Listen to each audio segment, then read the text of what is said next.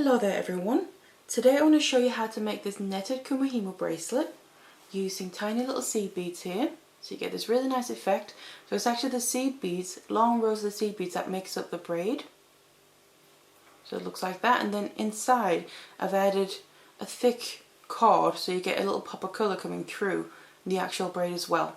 You can obviously combine your colours however you want to. So if you want to learn how to make this bracelet, then keep watching. So these are the materials that we're going to need. Now first of all we'll need a round Kumihimo disc here because it is a round braid that we're making, and then we'll need a cord. Now I've got two different kinds of cord here. The first one is a 0.4mm Eslon, and I've just chosen to work with a white colour because that's going to be a nice background colour for the colour of my beads. And then this is going to be the core cord. So this is 2mm satin cord, and like I said, it's going to be the core of the whole bracelet, and that's why I wanted a different colour because that's going to show through a little bit, so I want that to be kind of contrasted with the beads that I'm using. And as for the beads, I'm working with these 15 Miyuki seed beads, and I just got this galvanized silver colour. It's going to be a really nice contrast, I think, with the purple there in my cord, the satin cord that I'm going to use for the core of the bracelet. And then finally we'll need whatever we want to finish off the bracelet with. So I've got my Kumihimo ends there. We're going to use them to finish off the ends and then use those ends to attach our findings with. So I've got jump rings, extender chain and a lobster claw clasp. Obviously you can choose whatever findings you want to. So let's get it all together and let's get started. So then firstly we'll need some cords here ready so we can start making the braid. And what I have first of all is 3 lengths of my Eslon of about 1 meter each. And then what I've done is I've put the ends together, just like this, to find where the middle is, and then I just tied a regular overhand knot there to keep them together, but also I know this is a starting point, and I'm going to attach this to the disc. And then I've also just cut a length here of my satin cord, so this is just about 30 centimeters long. It doesn't need to be very long, because all it is doing, like I said, is running down the core of the bracelet. So I've then taken all my cords here and attached them onto my disc, and then this is how I set them up. What I've also done is just put a scrap piece of wire around the knot just to help have something to hold on to and pull it through the disc. You can also use a Kumihimo weight or whatever you have handy. But then what I've done is how I've distributed the cords is I've put 2 of my cords around the top dot there. I'm not worrying about the numbers, just kind of makes it more confusing. So just 2 around the top dots, and then I put them in pairs also out to the sides here. Again, not really in specific slots, just to kind of distribute them pretty evenly throughout here. So I have an even gap there, and then also somewhat even gap down here. So I've just placed them up to the sides evenly from the top one there. And then what I want to start doing first is I just want to start doing a bit of braid with the cords that I have here before I add anything else into it. So like the beads or the other length of cord there. And this is the hollow braid. So I already have a tutorial that shows how to do that, the basic way of doing it. So this is just a variant on it. So obviously I'm using less cords here. But you can look at that tutorial first if you want to and get familiar with the braid. But what I'm going to do is start from the top. So we have this top pair. I'm going to take the one to the left, release that, and then going from the left there over towards the right side of the disc. And then place it in the slot right before the bottom pair on that right side there. So all I did with that cord was basically jump over the other one in the same pair and then continue down to the next pair and place it right before that. And then in this next pair I'm going to grab the very next cord right after the one that I placed in. So basically the middle one out of the 3 that we now have there, jump over this one in the same pair, so again the same direction around the disc, over to the other side of the disc in this case, so the next pair, and place that cord in the slot just before that pair. So now we have 3 over here again. So I'm going to again take the middle one out of those 3, continue the same direction around the disc, jump over the next cord, and then place it up on the top of the disc there. And then that is a pair again. So we have 2 cords at the top, and you just place it on the empty slot, the one that we freed up right at the beginning. So the top here looks the same as it did before. So now to go the other way around the disc, to complete this whole go around, we need to take the right one from that top pair and then go the opposite direction, so towards the left of the disc. Jump over that first one, bring it all the way around, place it in the slot right before the next cord that you run into down here, And now we still have 3 cords down here again. We just have a bit of a gap in between, but you just grab the very next one that's right after where you placed the cord you just used, continue the same direction around the disc, jump over the next one and place it in the slot right before the next cord you run into. Then we'll grab the very next one there, jump over the next cord and then back to the top now, and again place it in that empty slot that we freed up when we started out on this round. So we have the top 2, that looks normal, so that's a pair again, but the other 2 you can see down here, they look a little bit different. So they are pairs again, the only difference is we now have a bit of a big gap in between them. So all I'm going to do is take both cords here on one pair, the outer one, move that inwards 1 slot, and then the other one in the same pair, also inwards 1 slot. So both cords are jumping in towards the middle there to get right next to each other. Same on the other side, release one, jump inwards 1 slot, and the same with the other one as well. So they get right next to each other again. And then this is how the original starting position on the disc looked like as well. So this is then the basic way of doing the braid. So I'm just going to do it one more time. I take my top left cord, bring it, jump over the next one, over in the right direction of the disc, place it in the slot before the next pair. So when we're taking the cord from the left side of the top pair, we're going towards the right here. Then grab the very next cord after the one you placed, jump over the next one in the same direction of the disc, place it in the slot before the next cord, the next pair that you run into there. Now take the middle one out of those 3, so the next one you run into, jump over the next cord and place it back on the top slot there. Now we'll go the other direction again, so I take the right one out of the 2 top cords, go to the left side of the disc in the left direction, jump over the first one, place it in the slot before the next cord, then just grab that next cord, jump over the very next one there, over towards the next pair and just place it in the slot before that, grab the very next cord, jump over the next one you run into and then back towards the top again and just place it in the empty slot that we freed up. So now again the top looks normal, but we just need to move these in towards the middle, just like I just showed you, just so they're actual pairs right next to each other instead of having this big open gap, just like that. And then that's the basics of the braid, like I said. So now what I want to do is actually start adding in my core braid as well. So for that very core piece of the braid here, that's where I'm going to use that 2mm thickness satin cord that I already cut ready. And then what I'm going to do is, obviously we need to attach this, but what I'm then going to, how I'm going to do that is I'm going to take a lighter, because this is a synthetic cord. We can use a lighter to singe the end a little bit here. Just going to make sure this is lying straight. And then I'm going to just obviously be careful because it is a lighter that we're working with, naked flame, so it does get hot, but just turn your lighter on, if that's what you're using, just singe the end of the satin collar just slightly, and while it's still wet before it's kind of gone solid again, so cooled down, then just stick it right on top of the middle of the braid there, so right in where all the braid work is actually going on. So just like that, let it just set for a little bit. It sets really quickly, so you don't have to let it set for very long. But then that's actually attached and it's going to stay there. I wouldn't recommend pulling hard at it, but we're not going to be doing that anyway. So you're going to have this cord coming out from the middle here. So now we have that core cord attached there, and we'll let it cool down for a bit. Then all we need to do is continue braiding the same way that I just showed you for a bit, because I want to just make sure I have a bit of a foundation before I start adding in the beads. So I've just put that center cord out of the way, kind of in the direction that I'm not working on the disc just now. We're going to have to keep moving out of the way, but we'll just do that as we go. So I take my top left cord, again bring that around the side, over towards the right side, jump over the first one, place it in the slot just before the next pair, grab the very next cord, the same direction around the disc, jump over the first one, go around the disc, and place it in the slot before the next pair there. Now what I want to do is, because the next cord is going to come all the way up here, I want to just change the positioning of my core cord, so just move that over to the other side of the disc, just to get it out of the way. Like I said, I just recommend doing it gently to begin with, before it gets properly set into the braid. So I just release that, jump over the next one, and place it at the top. like that. And then we need to go the other way around, so I'm leaving it there for now. Going to take the right one on the top, in the top pair there, jump over the next one, place it in the slot before the next card you run into, take the very next card out of that pair, jump over the next one and place it in the next slot before the next pair there.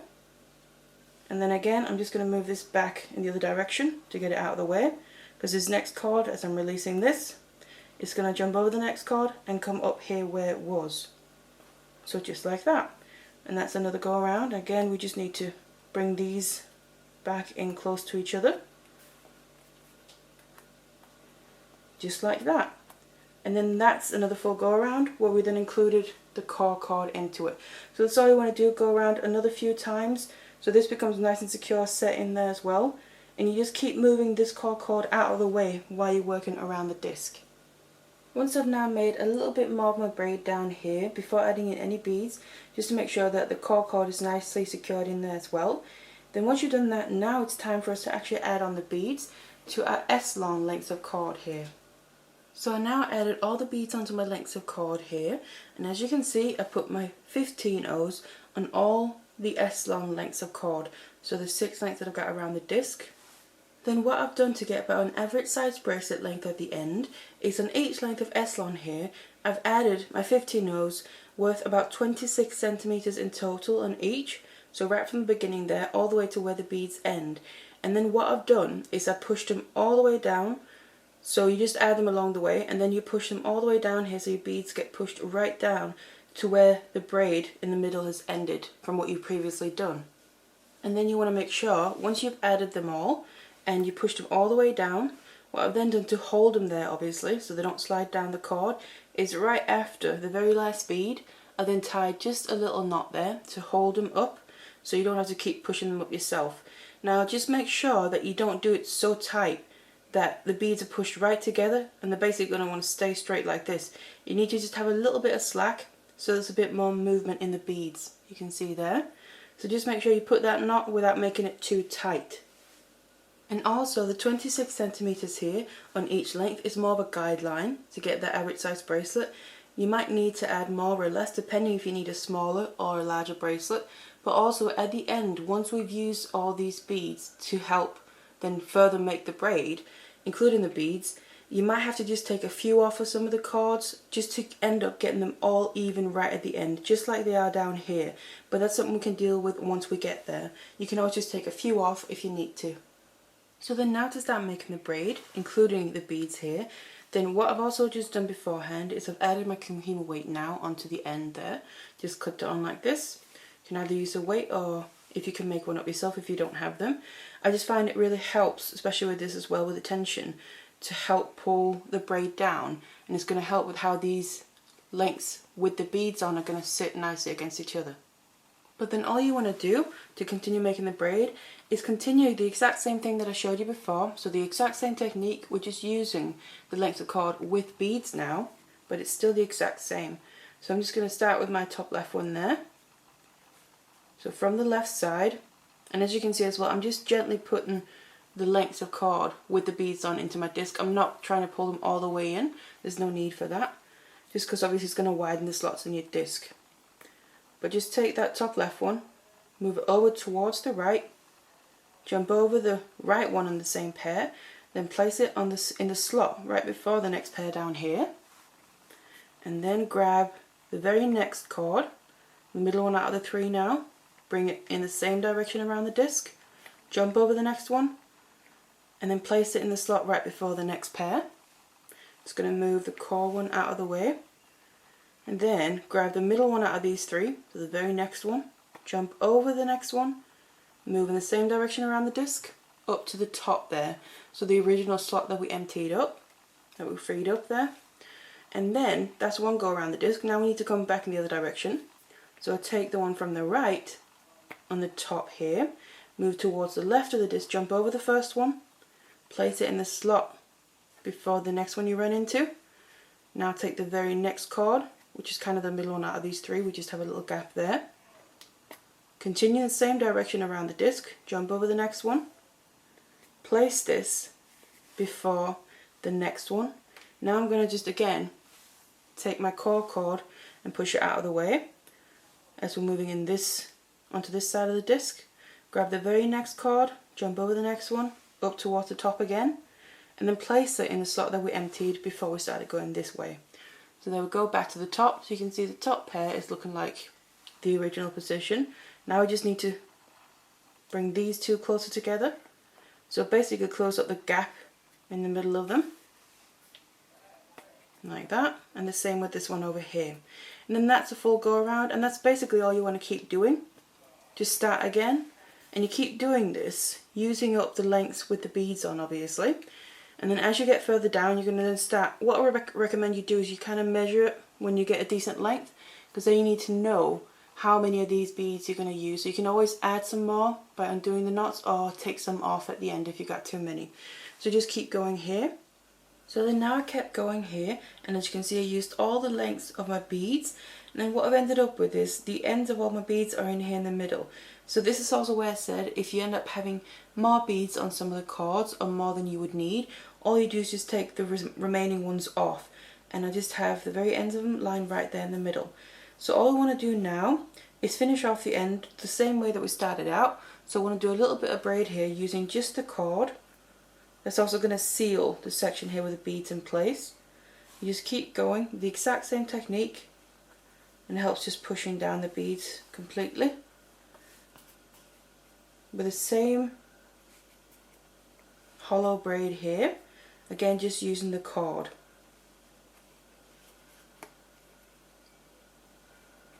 So the exact same cords, the exact same technique. Go one way around the disc, then go back the other way again, like that, and then we just close up the gaps, and then you're basically going to have your beads sealed into place. And then all I'd recommend doing is do a little section of braid just with a cord here, just like we have at the other end, just so we have a little bit at the end of a braid to finish it off with our findings. So now that I have about the same length here of just the braid at the end, what we've got left as well is whatever remaining cord we have of that cord sticking out still. So we obviously want to get rid of that. So all I'm going to do is take a pair of scissors and then just go right down to where it's coming out and cut off the excess. Now don't worry about this coming undone, because remember it's actually fastened on the other end, so it's not just going to come out here.